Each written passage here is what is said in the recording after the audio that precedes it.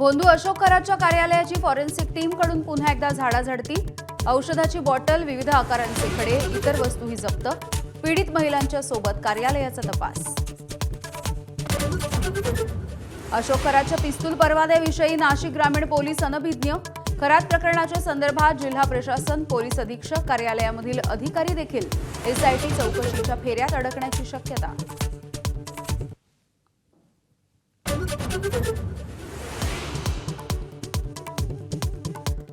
आखाती युद्धाचा फटका, राज्यामध्ये अनेक ठिकाणी पेट्रोल पंपावरती मोठी गर्दी।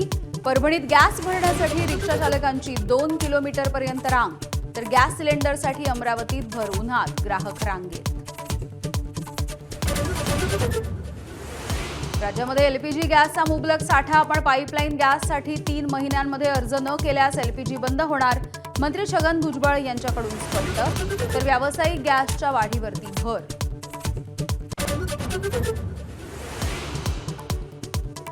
विजय वडेट्टीवार यांनी खरातकडे जाणाऱ्या अधिकाऱ्यांची नावं सांगावीत, बेछूट आरोप करून कुटुंबियांची बदनामी करू नये। चंद्रशेखर बावनकुळेंचं वडेट्टीवारांना प्रत्युत्तर। खासदार पार्थ पवार यांनी घेतली राज ठाकरेंची भेट। शिवतीर्थ निवासस्थानी दोघांमध्ये 1 ते 1.5 तास चर्चा, भेटीचं कारण गुलदस्त्या।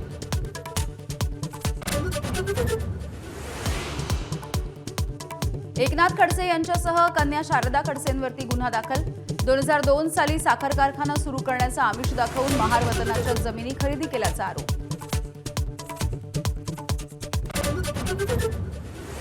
पुण्याच्या हिंजवडी भागामध्ये मोठ्या प्रमाणावरती गारपीट, तर पिंपरी चिंचवड भागात अवकाळी पावसामुळे अनेकांची तारांबळ।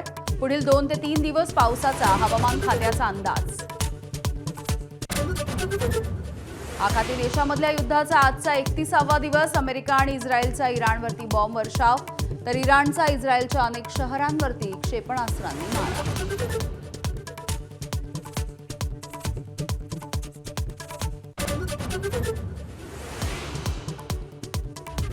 नमस्कार, मी यामिनी दळवी। बुलेटिनमध्ये तुमचं स्वागत। आपण बघताय टी टाइम न्यूज। मंत्री मंगलप्रभात लोढा यांनी मलबार हिलमधील 16 जैन मंदिरांना प्रत्येकी 5 गॅस सिलेंडर उपलब्ध करून देण्याची विनंती सरकारकडे केली। लोढांनी तसं पत्र सरकारला लिहिलं होतं आणि याच पत्रावरून वादंग निर्माण झालाय। या विरोधामध्ये गिरगावात वेगवेगळ्या संघटनांनी आज आंदोलन केलंय, तर आज मंत्री मंगलप्रभात लोढा यांच्या विरोधात मनसेनं आंदोलन करत लोढांच्या विरोधात तक्रारही दाखल केली आहे। लोढा संपूर्ण राज्याचे मंत्री असताना फक्त एका धर्मासाठी अशी मागणी कशी काय करू शकतात, असा सवालही विरोधकांनी विचारलाय। विरोधकांच्या टीकेला लोढा यांनी उत्तर दिलंय। लोक मदत मागायला आले, त्यांना गॅस सिलेंडर मिळवून देण्यासाठी मी प्रयत्न केला, तर चुकलं काय, असं उत्तर लोढांनी दिलंय। तर मुख्यमंत्र्यांनी मंगलप्रभात लोढांवरती कारवाई करावी अशी मागणी अनिल परब यांनी केली आहे। ते महाराष्ट्राचे मंत्री आहेत। महाराष्ट्राच्या प्रत्येक नागरिकाला गॅस मिळणं किंवा इंधन मिळणं ही त्यांची जबाबदारी आहे, परंतु एका विशिष्ट समाजासाठी ते पत्र लिहित आहेत, याचा अर्थ अफवा ते पसरवत आहेत। त्यामुळे मुख्यमंत्र्यांनी ताबडतोब त्यांच्यावरती कारवाई केली पाहिजे आणि नुसतं एका समाजाचं प्रतिनिधित्व मंत्री करत असतील तर जी शपथ मंत्र्यांनी घेतलेली आहे की मी कुठलाही भेदभाव करणार नाही, मी कुठलंही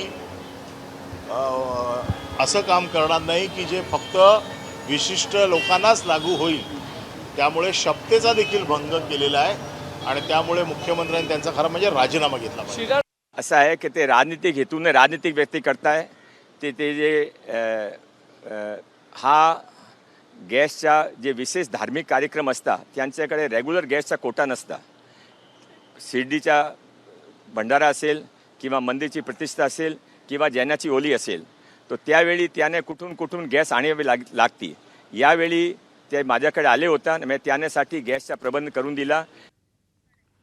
मंगलप्रभात लोढांनी 16 जैन मंदिरांना प्रत्येकी 5 गॅस सिलेंडर उपलब्ध करून देण्याच्या पत्रावरून सध्या हा वादंग सुरू झालाय। यावरून मनसेचे नेते यशवंत किल्लेदार यांनी मंत्री मंगलप्रभात लोढा यांच्यावरती टीका केली आहे। आपण युद्धामध्ये जात धर्म सोडून एकत्र यायला हवं, पण हे लोढांना कळलं नाही। त्यांची ही वागणूक मराठी आणि अमराठी जनता लक्षात ठेवेल, असं वक्तव्य यशवंत किल्लेदार यांनी केलंय। समजा मी एखाद्या मतदारसंघाचं प्रतिनिधित्व करतो, तर त्या मतदारसंघामध्ये सर्व जाती धर्माची लोक राहत असतात।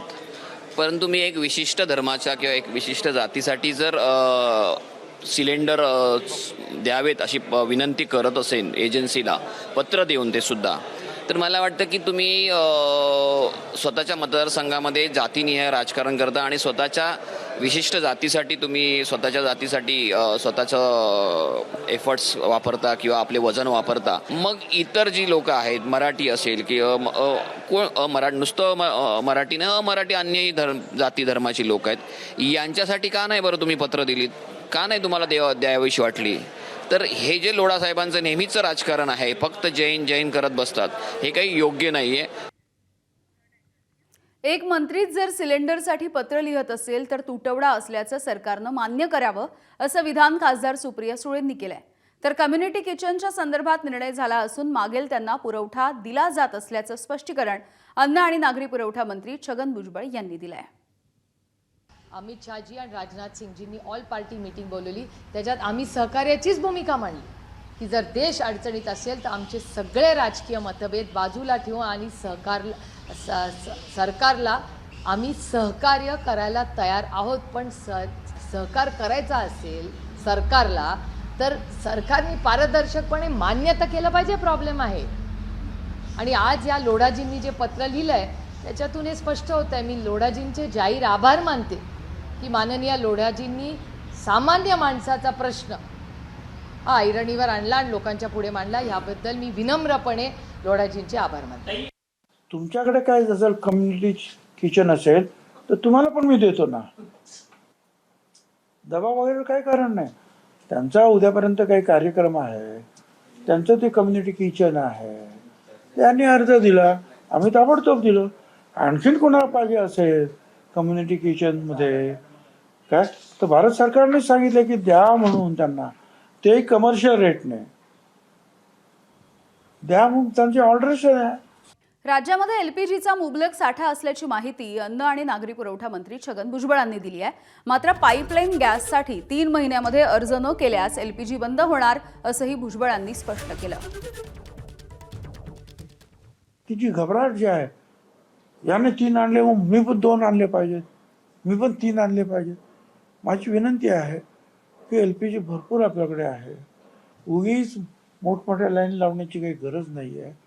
आणि एलपीजी विक्रेते किंवा पुरवठादार आहेत त्यांनी सुद्धा जास्तीत जास्त लवकर ज्यांचा क्रमांक नियमाप्रमाणे आहे त्यांना त्यांच्या घरी नेऊन ते सिलेंडर्स जे आहेत अदा करावेत, देण्यात यावे.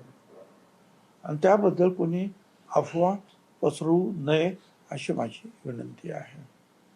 महाराष्ट्र नॅचरल गॅस लिमिटेड 10,45,252 त्यांचे कस्टमर्स आहेत. असे कमी जास्त कस्टमर्स आहेत आणि याच्यात सगळ्या कंपन्या आहेत. तुमच्या त्या शहरामध्ये किंवा भागामध्ये PNGचं काम करणारी जी कंपनी असेल तिच्याकडे ताबडतोब तो अर्ज अग्रेसित करा. 3 महिन्यामध्ये या सगळ्या ठिकाणी जर पाईपलाईनचं काम नाही झालं समजा, पण तुम्ही अर्ज केलेला आहे तर तुमचं एलपीजी बंद होणार नाही, कारण तुमचा हेतू घेण्याचा आहे. बोंधू अशोक खरात याच्या ओकस प्रॉपर्टी कार्यालयामधील SITचा आजचा तपास पूर्ण झालाय. फॉरेन्सिकच्या टीमनं कार्यालयामधून पुरावे गोळा केलेले आहेत आणि यामध्ये औषधाची बाटली, वेगवेगळ्या पद्धतीचे वेगवेगळ्या आकारांचे खडे देखील SITच्या पथकानं जप्त केलेले आहेत. विशेष म्हणजे पीडित महिलांना घेऊन SITनं हा तपास केलाय. यावेळेला घटनाक्रम जाणून घेत मोबाईलमध्ये देखील लाईव्ह स्क्रीनिंग SITनं केलंय. स्वयंघोषित कॅप्टन भोंदूबाबा अशोक खरातच्या प्रकरणामध्ये नवीन धक्कादायक असा खुलासा समोर येताना दिसतोय. शस्त्र परवान्याची ग्रामीण पोलिसांमध्ये 12 वर्षांमध्ये नोंदच झाली नसल्याची माहिती समोर आली आहे. जिल्हा प्रशासनानं परवाना दिल्याच्या नंतर ग्रामीण पोलिसांना याची माहिती देणं बंधनकारक असतं. असं असताना ग्रामीण पोलिसांमध्ये नोंदच झाली नसल्याचं समोर आलंय. केंद्रीय गृह मंत्रालयाच्या NDAL आणि ALIS या ऑनलाईन प्रणालीमध्ये या परवान्याची नोंद नसल्याचं निष्पन्न झालं. त्यामुळे पोलिसांच्याही अडचणी वाढू शकतात. जिल्हा प्रशासन, पोलीस अधीक्षक कार्यालयासह पोलीस ठाण्याचे अधिकारी यांची देखील SIT कडून चौकशी होऊ शकते. त्यामुळे खरातला हा परवाना नेमक्या कोणत्या कागदपत्रांच्या आधारे मिळाला असाही सवाल आहे.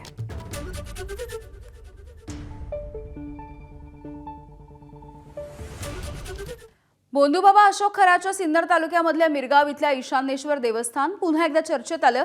देवस्थान निधीचा प्रस्ताव हा अचानकपणे गायब झाला अशी चर्चा सध्या सुरू झाली आहे. पर्यटन स्थळांच्या यादीमध्ये नसताना देखील मंदिराला कोट्यवधी रुपयांचा निधी मिळाल्याची बाब समोर आली. प्रादेशिक पर्यटन विकास योजनेच्या माध्यमातून 2018 मध्ये 1,05,00,000 रुपयांचा निधी वितरित करण्यात आला. त्यामुळे निधीसाठी कुणी प्रस्ताव दिला, कोणाची शिफारस होती असे अनेक सवाल उपस्थित होत आहेत. महत्त्वाची बाब म्हणजे प्रशासनाकडे संबंधित कागदपत्रांची स्पष्ट माहिती नसल्याचंही कळतंय. त्यामुळे कुणाच्या राजकीय हस्तक्षेपामधून निधी मिळाला असा सवाल आहे. रुपाली चाकणकर आज एसआयटी चौकशीसाठी हजर राहणार नसल्याची माहिती सूत्रांनी दिली. बोंधू खराच्या चौकशीच्या प्रकरणी रुपाली चाकणकरांना समन्स बजावण्यात आलंय. मात्र या चौकशीसाठी आज रुपाली चाकणकर हजर राहणार नाहीयेत. शिवाय खराच्या मोबाईलमधला डेटा तपासण्यावरती एसआयटीचा भर असेल.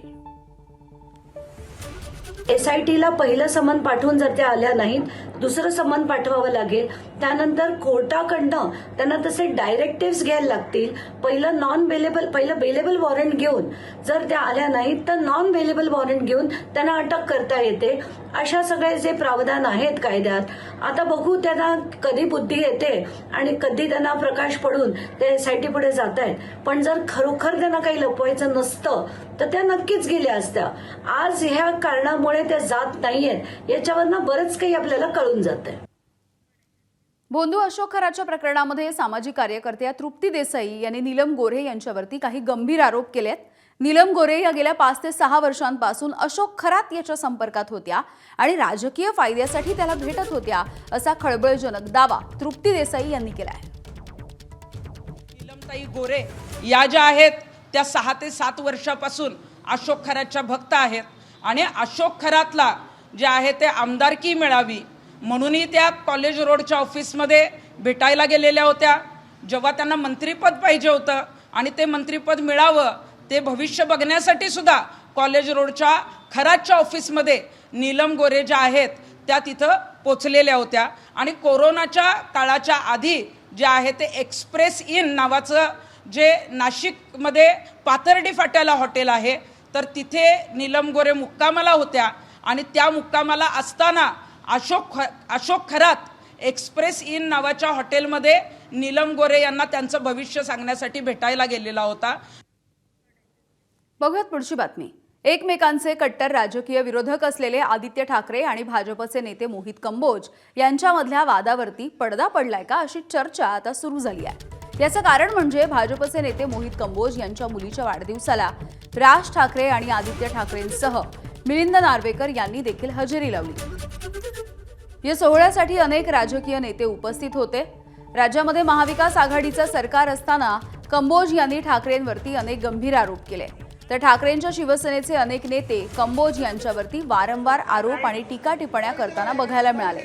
मात्र आता कंबोज यांच्या घरामधल्या सोहळ्याला आदित्य ठाकरे, मिलिंद नार्वेकर आणि राज ठाकरे यांनी हजेरी लावल्यामुळे हे वैर आता संपलंय का अशी चर्चा सुरू झाली आहे. कंबोज यांच्या पार्टीमध्ये आदित्य ठाकरे यांच्या हजेरीवरून राजकीय वर्तुळामधून नेमकी काय प्रतिक्रिया येते आपण बघूया. आता हळूहळू देवेंद्र फडणवीस साहेब सगळ्यांचेच बॉस होणार आहेत आणि म्हणून ज्यांनी जेवढा लवकर जो मार्ग स्वीकारतील लवकर स्वीकारावं आणि आमचाही बॉस देवेंद्र फडणवीस आहे हे लवकर जाहीर करून टाकावं. आता त्या लग्नाला जाण्यामागचं कारण आहे की त्यांना भाजपकडं अप्रोच होण्याचा ते शोधतायत आणि म्हणून ते आज मनोज त्या कुंभोजच्या कार्यक्रमामध्ये गेले होते. असं आहे, मोहित कंबोजी यांचे सर्वांशी संबंध आहे. पारिवारिक कार्यक्रमात सर्वच जातात आणि मी जाणार होतो काल पण मला विमान नाही मिळालं.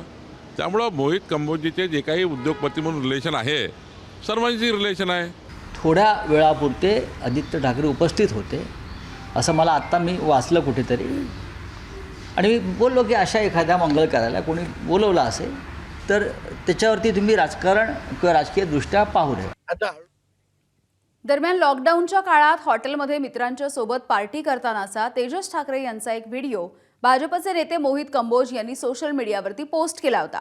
यावरती कॉफी विथ कौशिक या कार्यक्रमामध्ये मोहित कंबोज यांना सवाल केला असता त्यांनी नेमकं काय उत्तर दिलं आपण बघूया. मेरे को तेजस ठाकरे के वीडियो मेरे पास थे और मेरे को शायद वो नहीं डालने थे और मुझे नहीं करना था, क्योंकि तेजस ठाकरे कोई पॉलिटिकल पार्टी का हिस्सा नहीं है। तेजस ठाकरे तो वीडियो मेरे को उस दिन नहीं आए, वो कोविड के वीडियो थे और वो मेरे रेस्टोरेंट में बैठे थे वहाँ पर। ठीक है, वो यंगस्टर है, यंग है, मैं उस विषय में नहीं जाना चाहता, लेकिन जिस तरह से संजय राउत ने मेरी वाइफ के ऊपर आरोप लगाए, जिसका कोई पॉलिटिकल लेना देना नहीं, कोई पॉलिटिकल वो पार्टी की हिस्सा नहीं है, वो एक हाउस वाइफ है, अपना बिजनेस करती है साथ में, तो जो पर्सनल आरोप लगाए, तो टिट फॉर टैट का जवाब देने के लिए मैंने तेजस ठाकरे की वो वीडियो डाले थे। भाजपचे नेते मोहित कंबोज यांच्या मुलीच्या वाढदिवसाला राज ठाकरे आणि आदित्य ठाकरे यांच्यासोबत मिलिंद नार्वेकर हे देखील हजर होते आणि या सोहळ्याला राजकीय नेते देखील उपस्थित होते। या पार्टीमधील एक्सक्लुझिव्ह फोटो एबीपी माझाच्या हाती आलेत। या पार्टीला राजकीय नेत्यांसह बॉलिवूडमधले सुपरस्टार देखील होते। उद्योगपती मुकेश अंबानी यांचे चिरंजीव अनंत अंबानी आणि त्यांची पत्नी राधिका मर्चंट यांनी देखील या सोहळ्याला हजेरी लावली। शाहरुख खान, रणवीर सिंग, संजय दत्त, सुनील शेट्टी, शिल्पा शेट्टी, मान्यता दत्त आणि अमृता अरोरा यांच्यासारखे अनेक सेलिब्रिटी या पार्टीमध्ये होते। मात्र या पार्टीमधल्या आदित्य ठाकरे यांच्या उपस्थितीमुळे राजकीय वर्तुळात चर्चा रंगली आहे।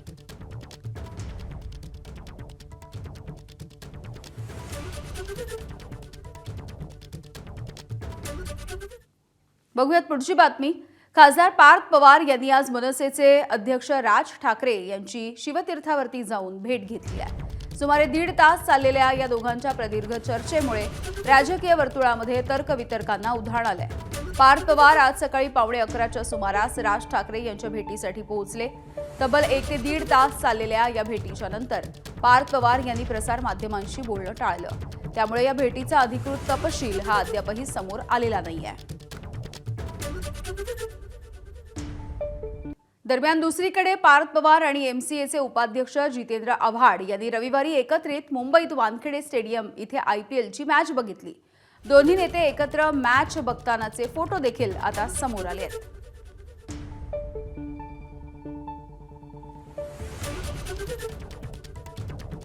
आखाती देशामध्ये युद्ध सुरू आहे आणि या सगळ्याचा परिणाम स्थानिक स्तरावरती जाणवतो आहे आणि परभणीमध्ये जवळपास 2 किलोमीटरपर्यंत रिक्षा चालकांच्या रांगा लागल्यात।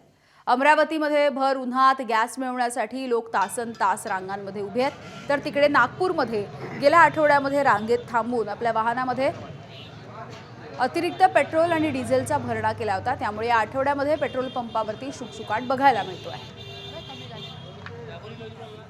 तर परभणी, अमरावती आणि नागपूर या 3 शहरांमधली सध्याची ही परिस्थिती आहे।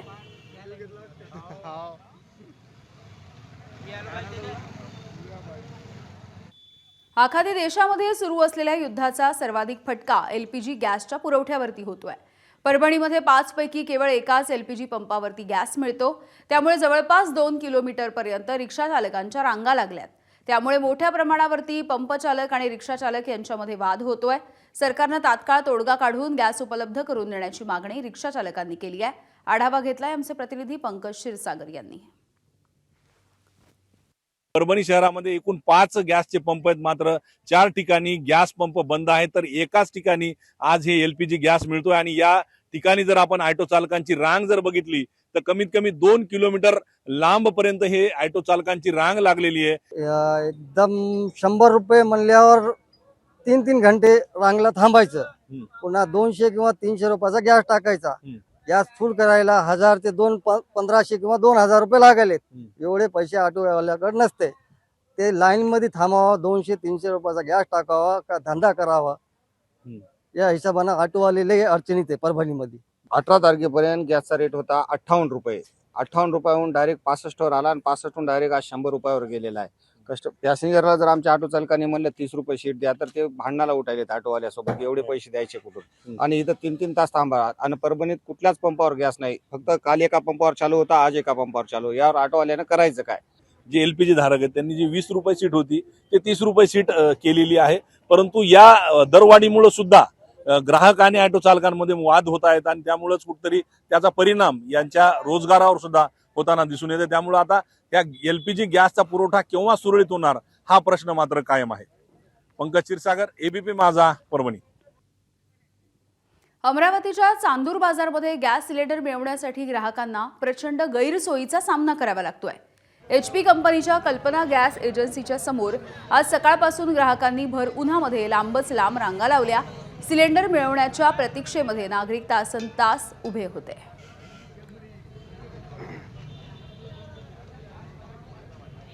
पुण्यामधल्या बाणेर, हिंजवडी आणि पिंपरी चिंचवड या शहराला अवकाळी पावसानं आज अर्धा तास झोडपून काढले. सकाळपासून सूर्य आणि ढग यांचा लपंडाव सुरू होता. अशामध्येच दुपारच्या वेळेला पावसानं हजेरी लावली आहे. हवामान विभागाकडून 2-3 दिवसांमध्ये पाऊस पडेल असे अंदाजही वर्तवले जात होते.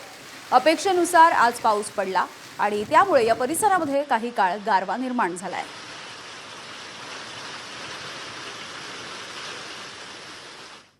दरम्यान राज्यामधल्या बहुतांश भागांमध्ये वादळी वाऱ्यासह पाऊस पडेल आणि गारपीट देखील होईल अशी शक्यता हवामान खात्यानं वर्तवली आहे.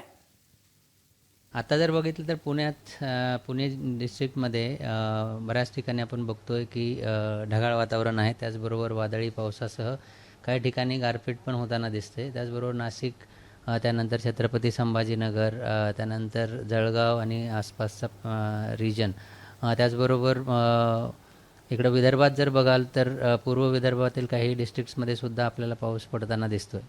आपण याआधीच जो फोरकास्ट दिला होता 3-4 दिवसांपूर्वी, त्यामध्ये असं मेन्शन केलं होतं की 30 तारखेनंतर वादळी पावसाची शक्यता आहे आणि त्यानुसार शेतकऱ्यांनी आपले पिकांचं नियोजन करणं गरजेचं आहे. आणि आत्तासुद्धा ज्या ठिकाणी पाऊस कमी आहे किंवा सुरू होतो आहे तर अशा ठिकाणी जे काढणीला आलेले पिकं आहेत ते काढून घेणं गरजेचं आहे आणि जे काढून ठेवलेले पिकं आहेत ते सुरक्षित ठिकाणी ठेवणं गरजेचं आहे. त्याचबरोबर जे फळबागा किंवा हॉर्टिकल्चर पिकं आहेत त्यांची पण काळजी घेणं गरजेचं आहे. पुण्यामधल्या हिंजवडी परिसरामध्ये देखील अवकाळी पाऊस झालाय. ब्लू रिज सोसायटी आणि या परिसरामध्ये गारपीट देखील झालेली आहे. या गारपिटीची दृश्य इथल्या रहिवाशांनी आपल्या मोबाईल कॅमेरामध्ये कैद केलेली दिसत आहेत.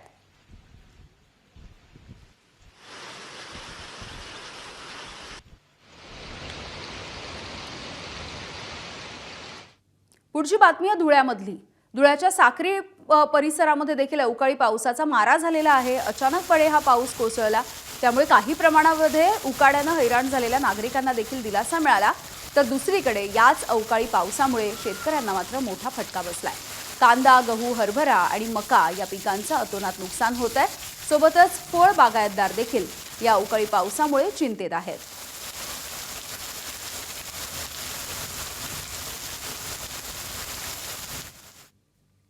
वाशिमच्या रिसोड तालुक्यामधल्या काही भागामध्ये देखील आज अवकाळी पाऊस बरसला आणि या पावसामुळे कांदा पिकासह फळबागांना फटका बसण्याची शक्यता आहे.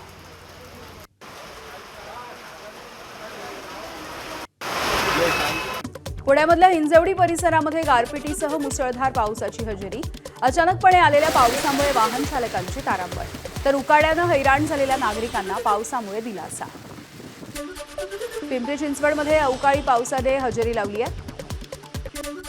अचानक आलेल्या पावसामुळे नागरिकांची तारांबळ उडाली.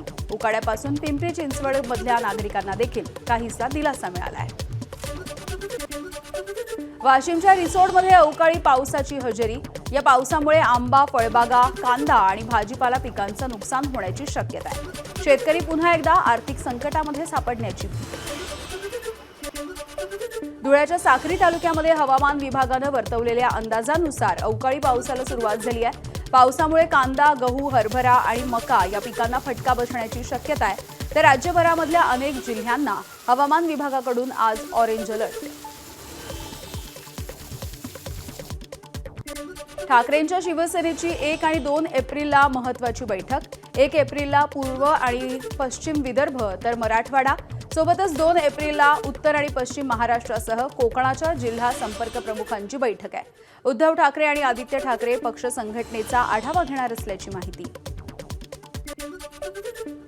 नाशिकमधील अशोक खरातच्या कार्यालयामधील SITचा आजचा तपास पूर्ण झालाय. फिर्यादीला घेऊन SITच्या पथकानं हा तपास केलाय. कार्यालयामधून औषधांच्या बॉटल्स, वेगवेगळ्या पद्धतीचे खडे आणि इतर वस्तूही जप्त, तसंच फॉरेन्सिक टीमनं पुरावे गोळा केले आहेत. सुषमा अंधारे यांनी नाशिकची बदनामी करू नये. त्यांच्याकडे काही माहिती असेल तर त्यांनी पोलिसांकडे सादर करावी. खरातच्या प्रकरणावरती बोलत असताना भाजपच्या आमदार देवयानी फरांदे यांची प्रतिक्रिया. शिवतीर्थ निवासस्थानी जाऊन खासदार पार्थ पवार यांनी आज राज ठाकरेंची भेट घेतली आहे. दोघांमध्ये जवळपास 1.5 तास बैठक. या भेटीचं कारण अद्यापही गुलदस्त्यात. याआधी रोहित पवार यांनी देखील राज ठाकरेंची भेट घेतली आहे. मनसेचे दिवंगत पदाधिकारी बाळासाहेब सरवदे यांच्या कुटुंबियांची अमित ठाकरेंनी भेट घेतली. सरवदे यांच्या मुलांच्या शैक्षणिक खर्चाची जबाबदारी अमित ठाकरेंनी उचलली आहे. महापालिका निवडणुकीच्या वेळेला बाळासाहेब सरवदे यांची हत्या झाली होती. नाशिक महानगरपालिकेच्या अंदाजपत्रकीय महासभेच्या वेळेला गोंधळ झाला. अजित पवारांच्या स्मारकासाठी तरतूद नसल्यामुळे राष्ट्रवादी आक्रमक झाली.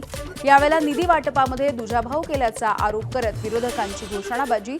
सभागृहामध्ये राजदंड पळवण्याचा देखील प्रयत्न करण्यात आला. रुपाली चाकणकर यांची सर्व कारकीर्द वादाच्या भोवऱ्यात. महिला आयोगाच्या अध्यक्षा झाल्याच्या नंतर निधीमध्ये चौपट वाढ झाल्याची माहिती आहे. महिला आयोगाला आधी 2 ते 5 कोटी रुपयांचा निधी मिळत होता. मात्र चाकणकरांच्या काळामध्ये 20 कोटींपेक्षा अधिकची तरतूद केल्याचं समोर आलं आहे. खराचे आर्थिक व्यवहार बघणारे सीए सध्या रडारवर आले आहेत. खराचे आर्थिक व्यवहार हाताळणाऱ्या 2 चार्टर्ड अकाउंटंटची चौकशी केली जाणार आहे. सूत्रांनी ही माहिती दिली आहे. एसआयटी सीएनच्याकडून खराचा संपूर्ण आर्थिक तपशील घेण्याची तयारी करते आहे. भोंदू खराच्या मोबाईलमध्ये नेत्यांचे नंबर हे डमी नावानं सेव्ह असल्याचा संशय आहे. त्यामुळे खरातला सोबत घेऊन डेटा वेगवेगळ्या नावानं सेव्ह केला जाणार अशी माहिती मिळते आहे. डेटा रिकव्हरीच्या नंतर त्याच्या संपर्कामध्ये नेमकं कोण कोण होतं याची माहिती देखील आता समोर येणार आहे.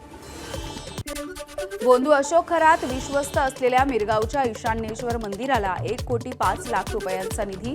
पर्यटन स्थळांच्या यादीमध्ये नसताना देखील 2018ला पर्यटन विकास योजनेमधून हा निधी देण्यात आला. मात्र निधी देण्याचा प्रस्तावच गायब झालाय. त्यामुळे पर्यटन विभागाच्या निधी मंजुरी प्रक्रियेवरती गंभीर प्रश्नचिन्ह. भोंदू अशोक खरात स्वतः आत्महत्या करू शकतो किंवा कुणी त्याची हत्या करू शकतो. त्यामुळे खरातशी संपर्कात असलेल्या केंद्र आणि राज्य सरकारमधल्या वरिष्ठ अधिकाऱ्यांची नार्को टेस्ट करा. माजी मंत्री सुबोध सावजी यांची पत्राच्या माध्यमातून राष्ट्रपतींकडे मागणी. अशोक खराच्या संपर्कामध्ये असणाऱ्या आमदारांचा आकडा हा 100च्या जवळ गेलाय. काँग्रेसचे नेते विजय वडेट्टीवार यांचा दावा. तर ज्या मंत्री आणि आमदारांचे फोटो खराच्या सोबत आहेत त्या सगळ्यांची चौकशी करण्याची मागणी. भंडाऱ्याच्या साकोली तालुक्यामधल्या खैरलांजी गावामधील महिलांचं पाण्याच्या टाकीवरती चढून शोले स्टाईल आंदोलन.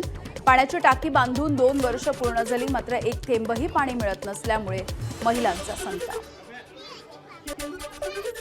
सांगलीमधल्या तासगाव इथे टेंभू योजनेच्या पाण्यासाठी माजी खासदार संजय काका पाटील यांच्या नेतृत्वाखाली ठिय्या आंदोलन. मार्च संपत आला तरी देखील योजना बंद आहे. त्यामुळे संजय काका पाटील यांनी जलसंपदा अधिकाऱ्यांची खरडपट्टी काढली आहे.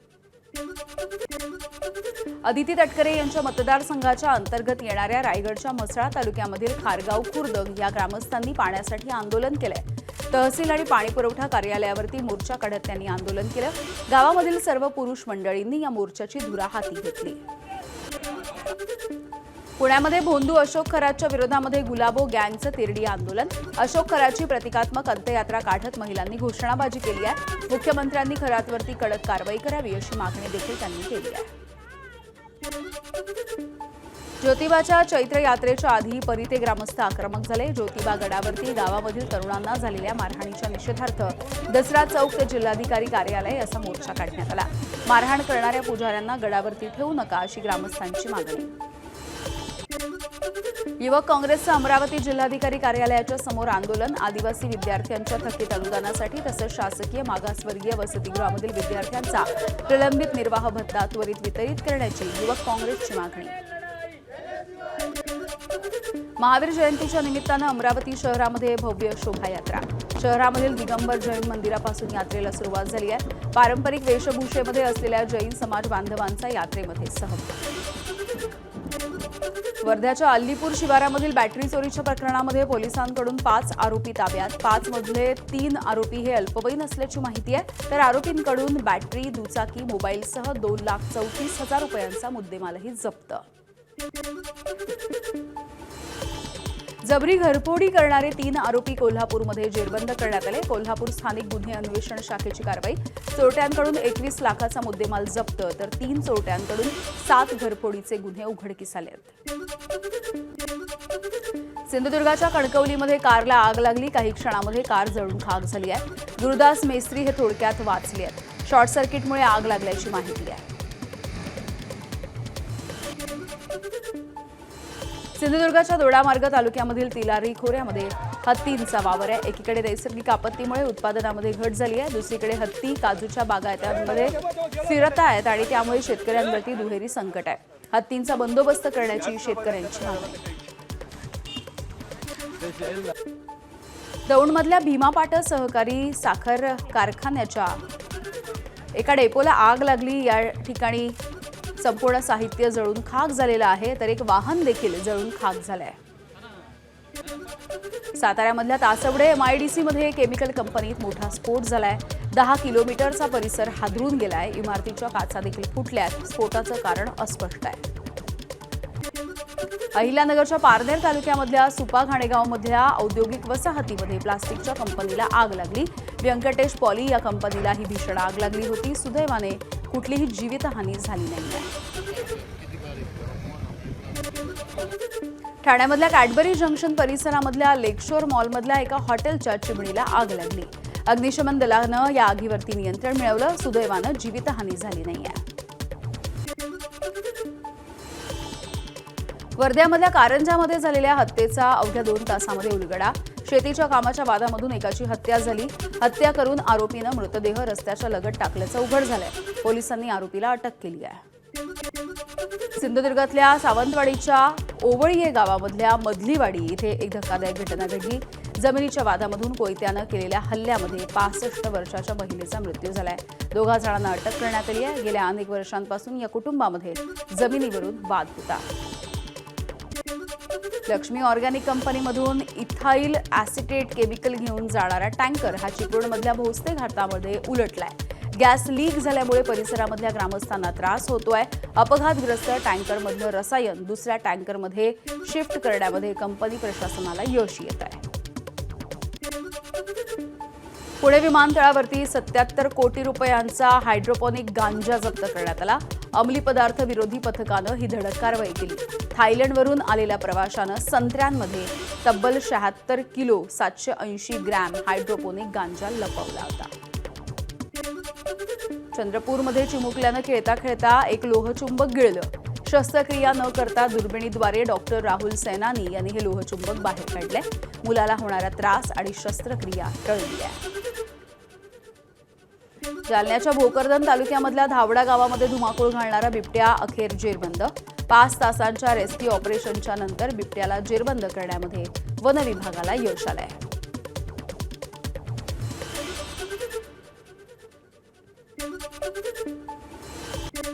पुण्यामध्ये आखाती देशामधल्या युद्धाच्या पार्श्वभूमीवरती अमेरिकन राष्ट्राध्यक्ष डोनाल्ड ट्रम्प यांच्या विरोधामध्ये आंदोलन करण्यात आलं. ट्रम्प यांच्या पुतळ्याचं दहन करत निषेध करण्यात आला. आंदोलनामध्ये लोकांचा सहभाग.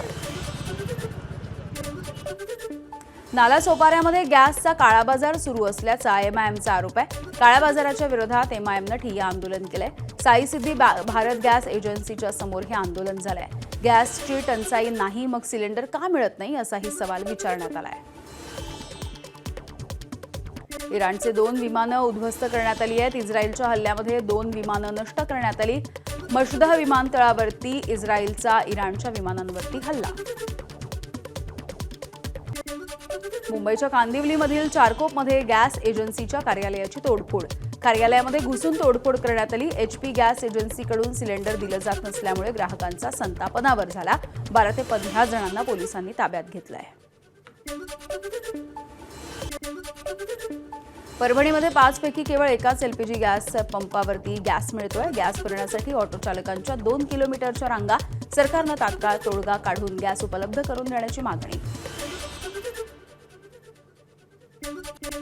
नागपूरमधील पेट्रोल पंपावरची गर्दी काहीशी निवळली आहे. इंधन संपणार या अफवेमुळे पेट्रोल डिझेलच्या पंपावरती गेल्या आठवड्यामध्ये गर्दी झाली होती. मात्र आता सगळ्याच पेट्रोल पंपावरती कर्मचारी ग्राहकांचीच वाट बघतायत.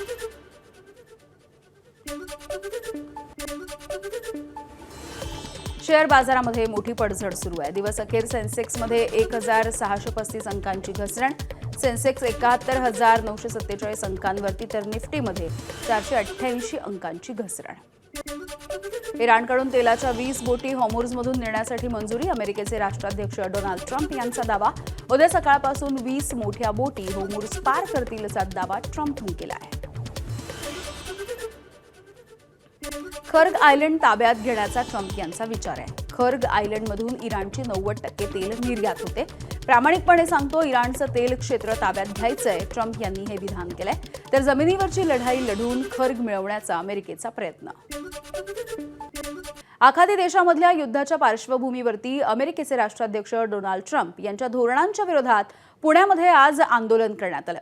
पुण्याच्या आंबेगाव तालुक्यामध्ये हे आंदोलन झालेलं आहे. हुतात्मा बाबू गेनू चौकामध्ये झालेल्या या आंदोलनामध्ये नागरिक, युवक, शेतकरी आणि कामगार सहभागी झाले होते. आंदोलनकर्त्यांनी ट्रम्प यांच्या प्रतिमेला आणि त्यांच्या पुतळ्याला जोडे मारून संताप व्यक्त केलाय आणि या पुतळ्याचं दहन केलंय. युद्धामुळे आंतरराष्ट्रीय बाजारपेठेमध्ये इंधनाचा दर वाढलाय. या सगळ्याचा परिणाम देशामधल्या महागाईवरती होत असल्याचा आरोप करण्यात आला. निर्यात अडथळ्यांमुळे शेतकऱ्यांचं नुकसान होतंय असंही आंदोलनकर्त्यांनी सांगितलंय.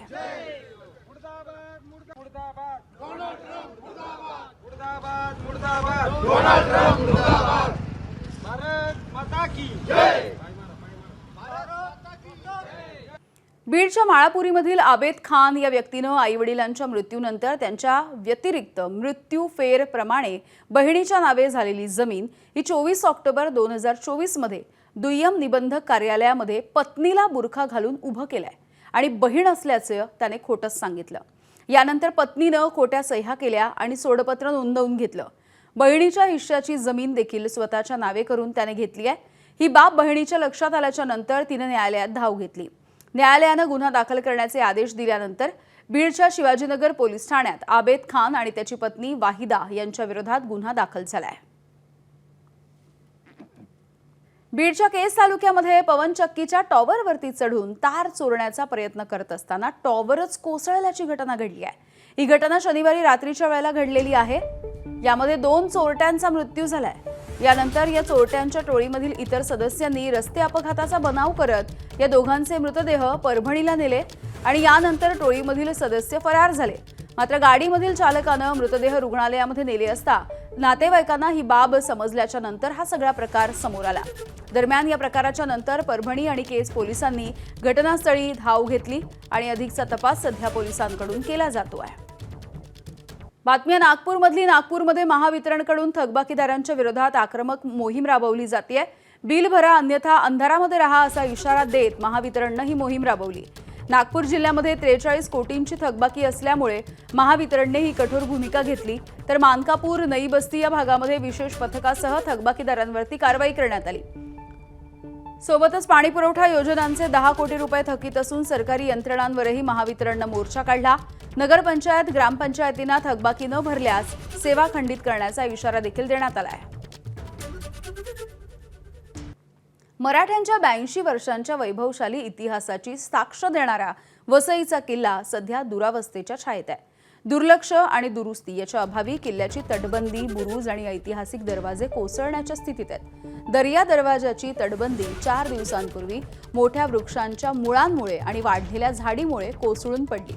याआधी देखील किल्ल्याचा दर्या दरवाजा ढासळल्याची घटना घडली आहे. उर्वरित भाग देखील धोकादायक बनलाय.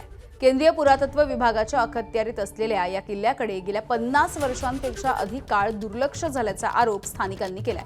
परिणामी बुरुज आणि तटबंदी जीर्ण अवस्थेत आहे. येत्या पावसाळ्यामध्ये मोठ्या प्रमाणावरती हे कोसळण्याची शक्यता आहे.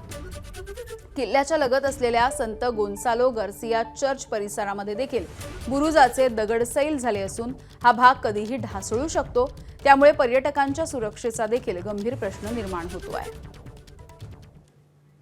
किल्ल्यातल्या बुरुजांची आणि तटबंदीची अवस्था फारच दयनीय आहे आणि येत्या पावसाळ्यामध्ये याच्यावरती वाढलेल्या मोठमोठ्या पिंपळ वृक्षामुळे ही तटबंदी समुद्राच्या दिशेने मोठ्या प्रमाणात कोसळून एक हानी, ऐतिहासिक हानीसुद्धा आणि मनुष्य हानी होण्याचा पण जास्त धोका आहे. कोल्हापूरमधल्या उजगावामध्ये मंगेश्वर देवाचा पालखी भेट सोहळा पार पडलाय.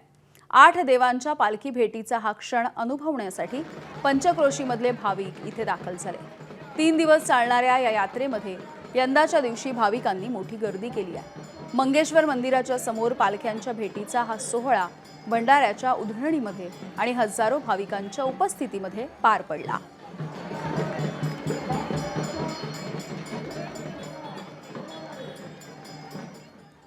अकोला महानगरपालिकेच्या सभागृहामध्ये आज गोंधळ बघायला मिळाला आणि महापौरांनी तब्बल 16 नगरसेवकांचं निलंबन केलंय.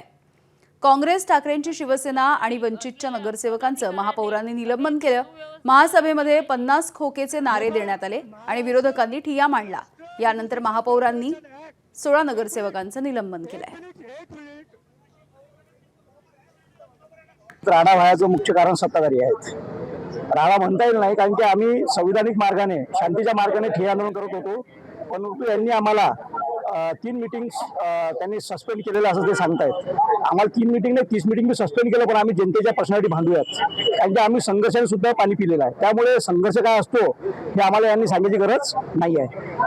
आज जनतेच्या हिताच्या मुद्द्यासाठी बजेटवर मीटिंग होती आणि विरोधी पक्ष बजेटवर जनतेच्या हिताचे बोलू नये हे यांची नेहमी भूमिका आहे.